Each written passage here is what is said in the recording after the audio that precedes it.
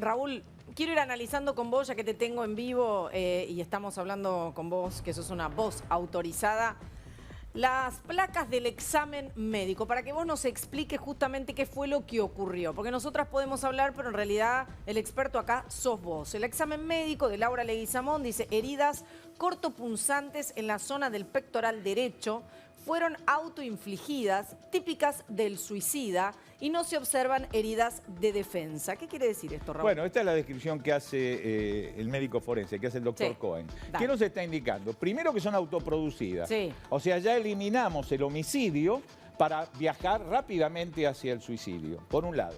Hay otras lesiones más que no están descritas en esta placa, que son cortes que tiene en la muñeca, porque ella generó una tentativa de cercenarse la muñeca. Esas lesiones tienen poca entidad, no llegó a cortar, y luego el ingreso del arma blanca que la va a conducir a la muerte se produce en el pectoral derecho, pero de derecha a izquierda, porque afecta el lóbulo inferior del corazón. ¿Correcto? Doctor, ¿ella sabía? Eso lo quiero preguntar, porque es una de las cosas que más les llama la atención a los investigadores y a los forenses y por supuesto, a todos aquellos que están con las pericias. Tiene que haber tenido conocimientos para ver cómo, realmente cómo lo hizo, y después de haber perpetrado 3 asesinatos a 3 masculinos, no importa el tamaño, la fuerza y la adrenalina con la que ella se autoinfringe una herida atravesando el esternón con un cuchillo de tramontina, de cocina, no quiero decir la marca, pero esto es algo que llama profundamente la atención. En realidad todo es producto del vértigo y de la escena, que para mí ha sido continuada. Claro. A ver, agrego un dato más para que ustedes comprendan de qué estamos hablando. Ella se acostó, luego de matar al esposo y a los chicos, se acostó en la cama al lado de su marido. Aparentemente esa lesión la provoca ahí en la cama, porque luego se arrastra hacia el baño ya sin el cuchillo. Por eso la lectura confusa de la escena del crimen primaria, hasta que los peritos empiezan de alguna manera a revelar esto. ¿Hay arrastre de sangre? Sí, claro. Por eso estamos analizando, perdón. Por eso los peritos, miren, sí. En la escena del crimen, lo que permite una lectura para reensamblarla siempre son las manchas de sangre. Las manchas de sangre se leen, discúlpenme porque en realidad permiten ser interpretadas sin duda sobre el mecanismo de producción del hecho. Claro. Entonces, estas manchas de sangre, algunas son manchas estáticas, dinámicas, grandes manchas, pequeñas manchas, proyecciones, etcétera, le permiten a los criminalistas entender cómo ocurrió todo. Entonces, ella mata en principio al masculino mayor de edad, al esposo. Sí. Luego al hijo que está en la cama o al que está en el comedor, porque en realidad ahí no se puede conocer cuál muerte fue primero. Sí, el que está en el comedor, que es el mayor, seguramente se cree que el hecho fue alrededor de las 2 de la mañana.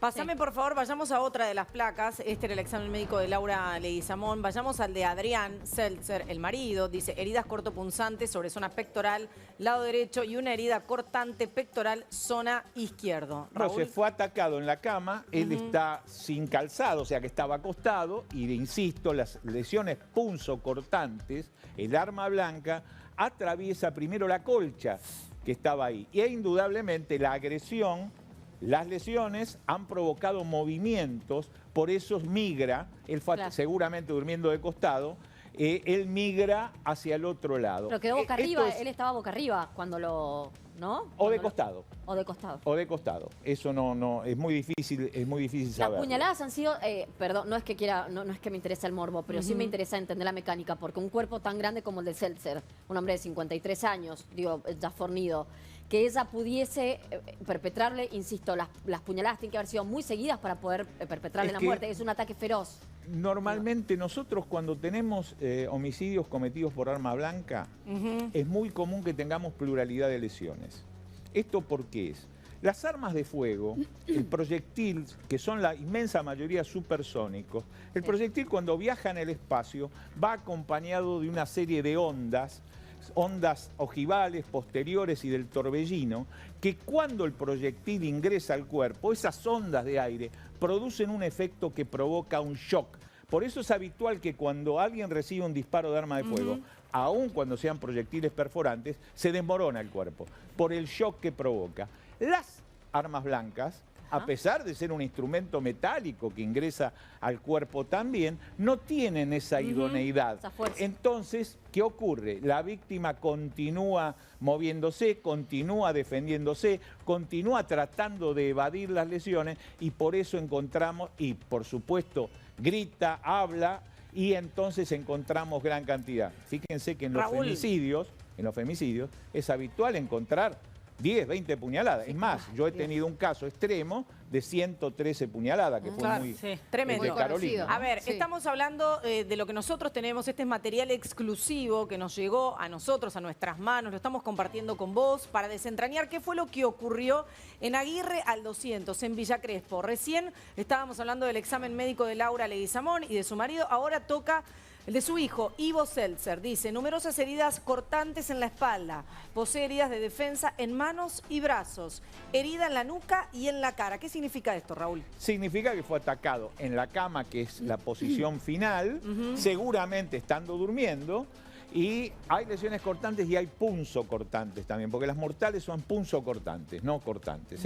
Y esto indica que el joven, indudablemente, ante la agresión se despertó y generó algún mecanismo de defensa que normalmente los médicos tienden a llamar lesiones de defensa, a las que se encuentran en las manos, en los antebrazos, etcétera, donde trata de alguna manera de atajar, si se me permite lo grosero del término, los puntazos, ¿verdad? Raúl, le hago una pregunta, Raúl.